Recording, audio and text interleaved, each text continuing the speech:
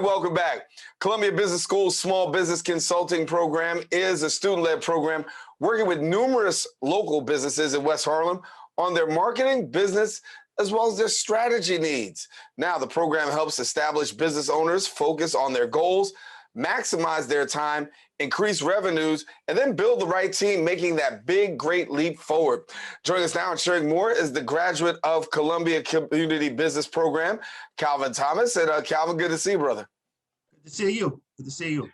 Thank you for sharing with us here. And, you know, you're doing some great work and really helping businesses and really people get a footprint, a better footprint in this society. So talk a little bit about the work that you do.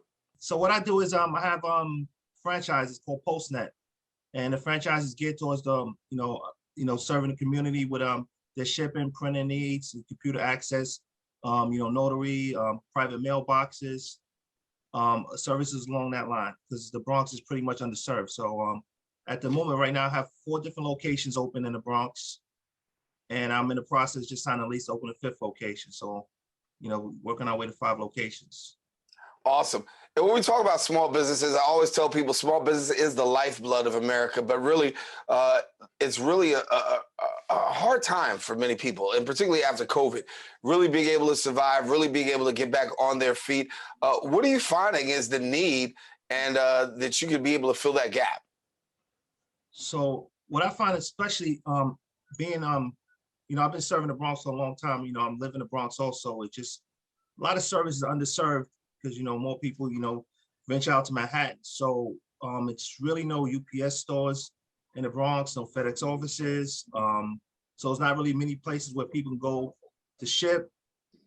If they want to patronize UPS or FedEx services, or they have drop-offs, the Amazon drop-offs with labels, and even just to do some simple mailing where we could save them time and convenience. Even if they went to the post office, sometimes it's a struggle getting in and out of the post office because they usually overcrowded sometimes. And so we provide the service of people, need and get access to their email, scanning, faxing, notary. We just try to save time and convenience, make it simple as possible, just to serve the community, because most of the service we are need-based services. It's nothing really we do that's an impulse buy, and we just try to, make sure we just serve the community and just do it in the right way, with ethics and morals, and treating the people right. Yeah, and so there's training and workshops that are actually available. So walk us through some of the workshops that people can take part in to really help them get an upper hand. Community-based program I did with Columbia, Columbia Community Business Program, which I came in contact with them. I guess they sought me out. We got an email and asked me if I wanted to be part of the program, which is a 2-year program. And it works with small business owners through the South Bronx and Upper Manhattan, Harlem. And which is was an awesome program. So basically we went through all aspects of the business. We didn't go into detail, I would say, as if a full-time student would do, because we wouldn't have the time, because we still got to run our businesses. But we kind of went into all natures of running a business, and we really gave some overview of what we need to learn and focus on. What our key thing I took out of that was the finance part, the point of financing, the profit and loss, balance sheets, books, make sure you're knowing your numbers and just keeping good records. So that was the main key I got of it, because I'm not a student. I never went to business school, went to college, but I was just after high school, never got a college degree or anything. So my highest education is just a high school diploma at the moment. But yeah, so it was really valuable for me. So as you have this, skill set here, talk to me about how it's really able to help to transcend where you are today. Oh, so today is just it's people learn how to the main thing is just learn how to communicate and treat people, treat them the right way, genuine, and it starts with there, customer service, and then you provide your knowledge of the products and service you're offering. So you don't want to you can be nice with people, but you also got to have quality products and services, and you got to live up to whatever agreement you do. So that's how I'm able to really, thrive in the business, that I'm able to keep expanding. You just, because the customer, customers first, and, they want to go about their day. They don't come to you to be stressed out and, inconvenienced because you're not sure, or you don't really know what you're doing. So it's just, people, process, and products, you got to master that. Yeah. So what does it feel like for you being an entrepreneur, really you just opened up you just said, a lease for a fifth location. What's it been like for you as a person that really hasn't, you said, didn't really do college, but yet and still you're able to have a huge footprint right now in an entrepreneurial way? Man, it's an awesome feeling. I really enjoy it. I have a passion for it, so, and I have a team that I work with, that was growing within the organization that, that's operating these stores.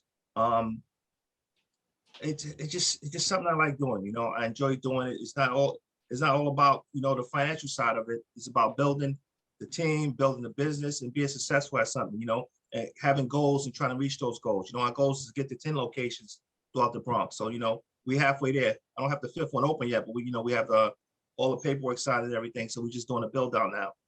And I'm, just serving the Bronx community. I love the Bronx, so I'm always gonna be serving the Bronx, Yeah. Yeah, and so as you have this fifth location, and as you said, you're doing the build out and not yet done the build out, it's got to be an exciting time just to be able to have your business. But talk about being an African American, being a man of color, and yet and still being a business owner, because so many times we see other pictures and it doesn't look like us.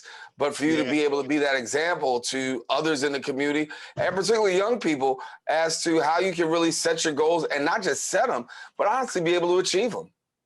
Yeah.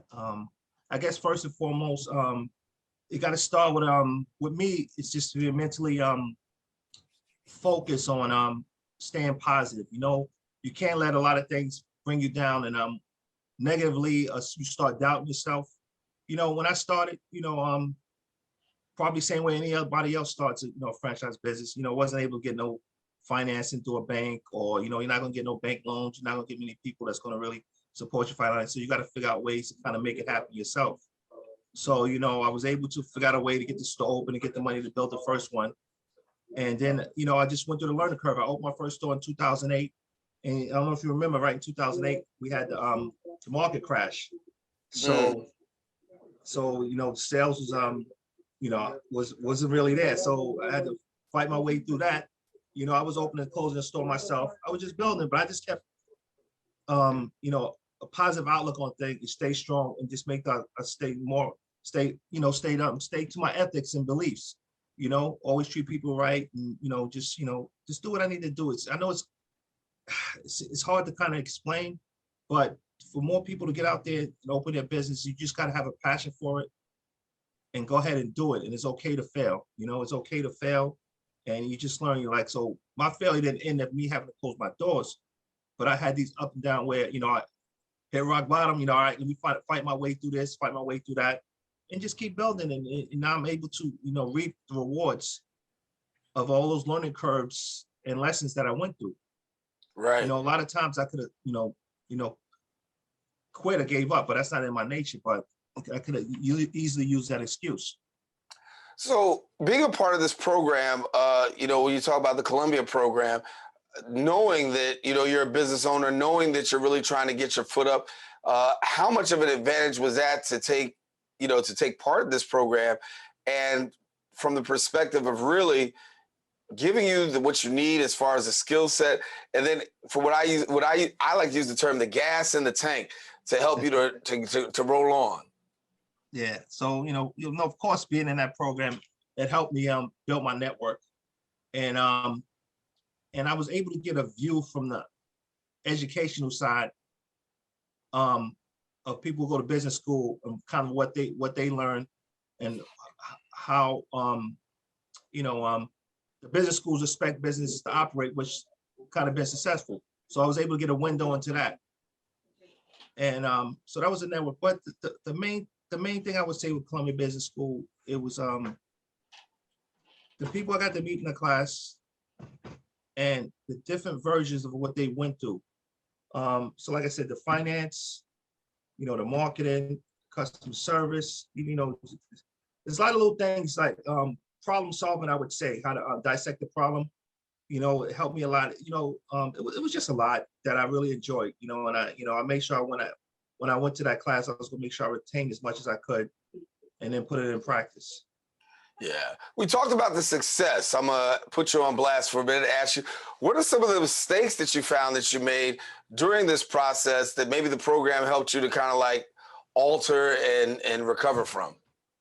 Part of the biggest mistakes was my books, me keeping a record of my financial books. You know, I wasn't on top of everything. I knew my numbers, I know my profit margins, what, you know, what I was selling stuff for, but I didn't keep great records, you know? So now I'm on top of my records. So if I need to pull a balance sheet, profit loss statement, you know, I can always get that stuff done immediately. You know, I keep good records on the financial side, which is always good now. So now I'm able to borrow money from banks.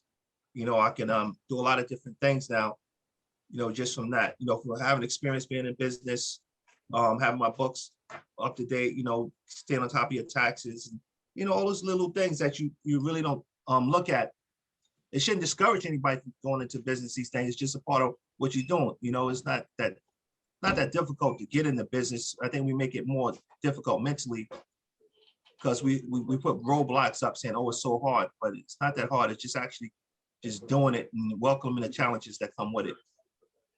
So before we go, I want to have the opportunity to let people know exactly where some of your businesses are located. Maybe there's somebody out there that says, listen, you know, I've seen this brother, he's up and coming. I want to be able to support the work that he's doing. Okay, yeah, sure, definitely. So the first flagship location that we opened on 149th Street in the Grand Concourse. You understand, 557 Grand Concourse. That's our first location. We opened in 2008, February 2008. That's where we started. So the next location was number 2. 8 years later in Parkchester. We opened them in Parkchester on West Avenue, 1451 West Avenue. And then the third one we opened in 2018, which is on Fordham Road, right between Washington and 3rd Avenue, 460 East Fordham Road. Okay, so we're there. And then the fourth location we just opened December 2020. And that is on Allerton Avenue, right near Eastchester Road. Got that. And the next location is number 5 would be 1490 Katona Park East. So right near where Claremont Parkway, Katona Park East meet, coming out of the park. And we got a location right there on the corner. We were just starting to build out, just getting electrical work done on that. Yep. Well, congratulations to you, my brother. It's certainly good to hear that things are up and coming, and you've taken advantage of this program, and not just taking advantage of the program, but really just taking advantage of being an entrepreneur as we celebrate entrepreneurs in this month. Thank you so much for being with us, and best success to you. All right, thanks, Aaron. Definitely. Thank you. Appreciate the interview, and thanks for the time. All righty. Well, listen, we want to let you know, you've heard where his locations are. Certainly, if you're out there, you can definitely take a look and see and support small business. Listen, we got to take a quick break. We've got more show on the social justice forums. Don't go anywhere. We're coming right back in a few.